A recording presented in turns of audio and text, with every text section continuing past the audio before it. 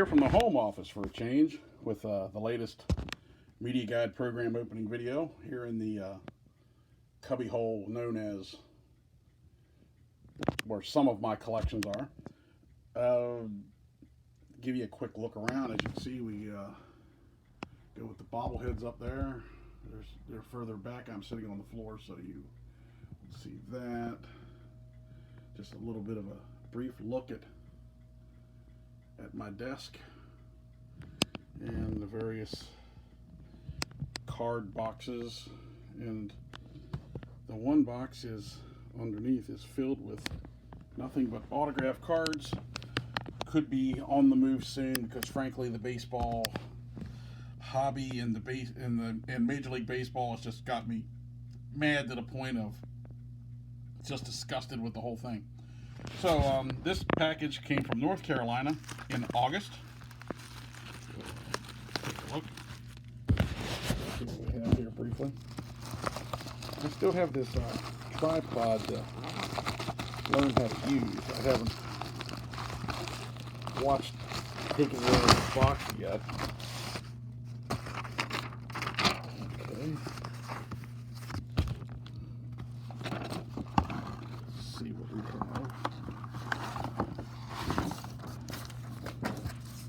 Ooh, this is one that I had forgotten about and really was looking forward to.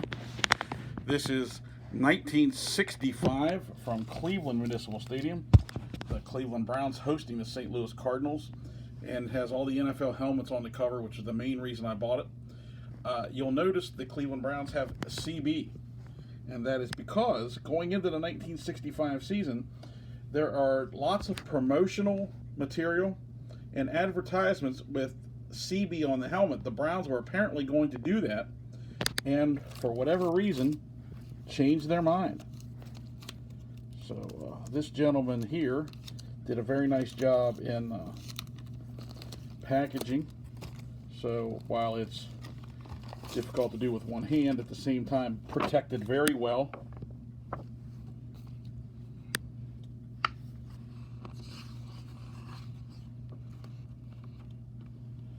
A 1965 Buick.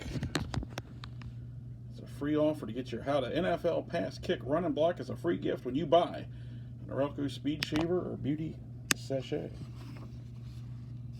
Cleveland Browns. Color TV skeptic. Ken Coleman, who wound up moving on to Boston, being a big-time announcer for the Boston Red Sox. And his son, Casey Coleman, would later be a voice of the Browns. 6 points in a red striped shirt. Oh, this ought to be good. Help wanted to meet the needs of the computer revolution. If you are a high school graduate, 17 to 45, with an active analytical mind, you can qualify for this fascinating profession. To receive the free aptitude analysis, this sounds like very much like you can be an artist, where you would draw like cartoon character out of the TV guide or whatever. Sunoco and the various custom blended gas, aka leaded.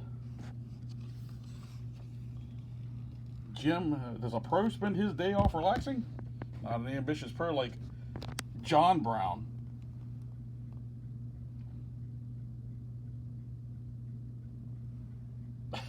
I just thought that was really funny. Like, it crossed my mind that it was like the dollar store version. They couldn't get Jim, so they got his brother. But apparently, John is just a tire salesman.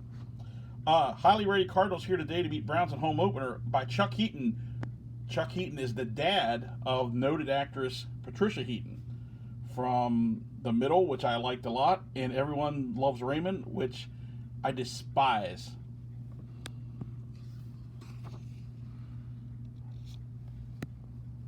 Every action-packed game at WERE with Gibb Shanley, voice of the Browns.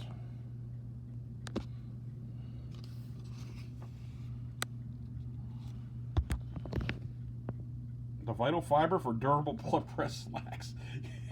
You could probably float on them through the air. What is that? Core Durable Press Corduroy with Codell. Okay. There's another Brown. This station still. This is the still the facility. Still an affiliate in Cleveland. I'll spit it out sooner or later. WKYC-TV, where the current voice of the Browns, Jim Donovan, works during the week. Punt, pass, and kick brought to you by Ford. Jim Houston, going to get your signal straight.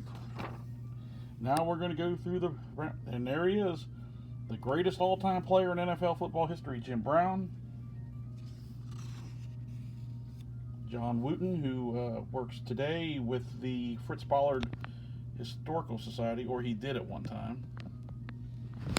Get your Cleveland Brown thermal tumblers.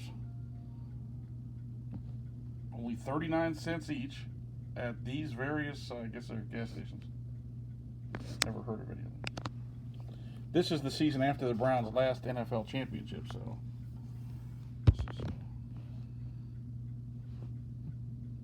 I'm really glad I opened this one.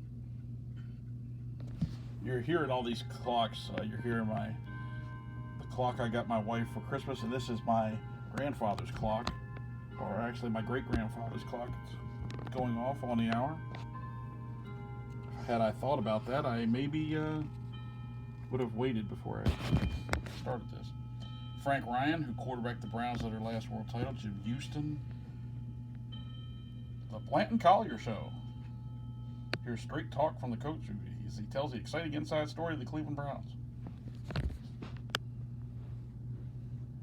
Give you a quarterback with every Chevrolet. That's really nice. Lou Groza, Pro Football Hall of Famer. Leroy Kelly, Pro Football Hall of Famer.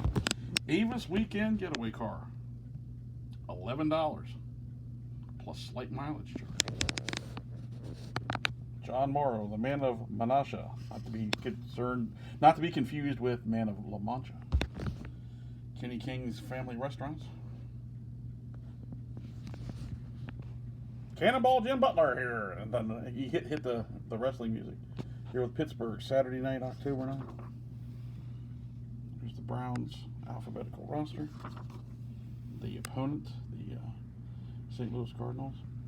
Black Label beer. At one time, this was a very popular beer.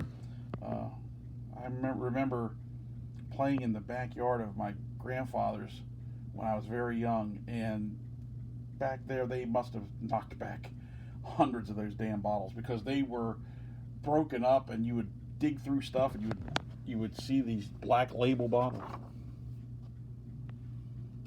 Somebody loves Luby because Luby sells for less. Cleveland's newest Chevrolet deal. There's your centerfold, arrow shave.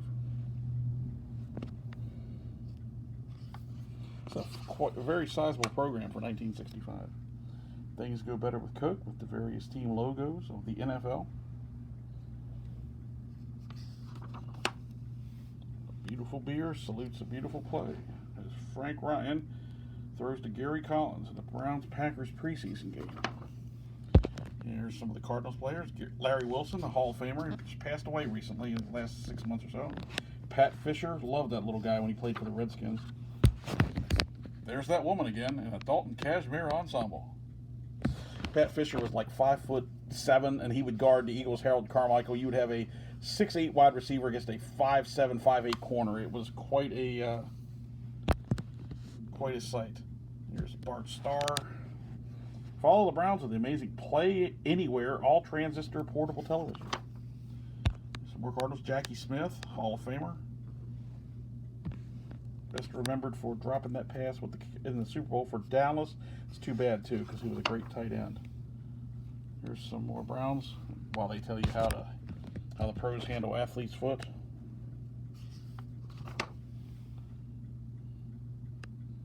Take it for a test drive.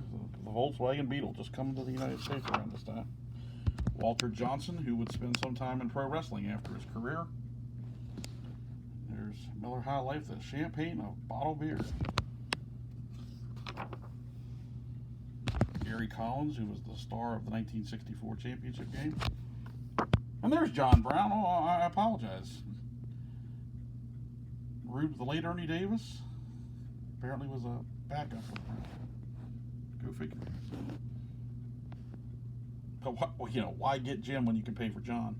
Return to Glory, the story of the 1964 Cleveland Browns. Paul Wiggin, who would later coach the Kansas City Chiefs.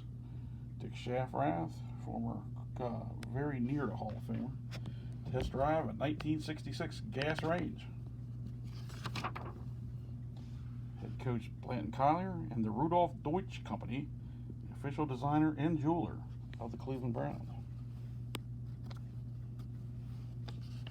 I'm trying to turn these pages very carefully, even though it seems to be in excellent condition.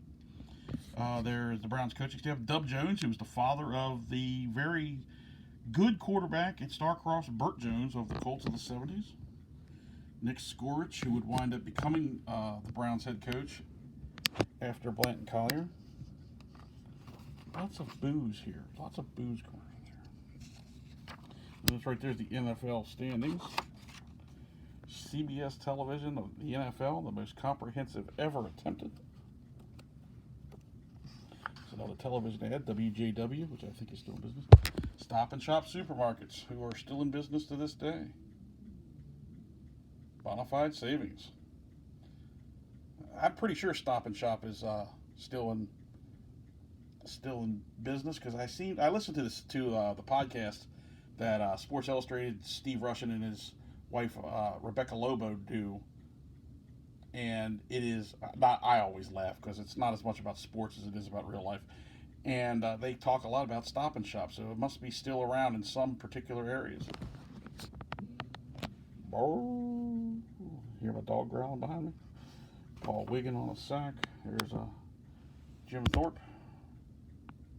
Guess looks like they're selling free Jim Thorpe's life and pictures. Now we are 6. Mays, Great Northern, and North Olmsted.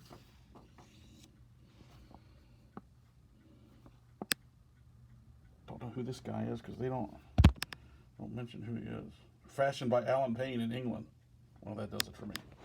We talk some more about the then St. Louis Cardinals, who were a very good, not great team around that time, and did make the playoff bowl, which was contested for a few years between the two losers of the conference title game the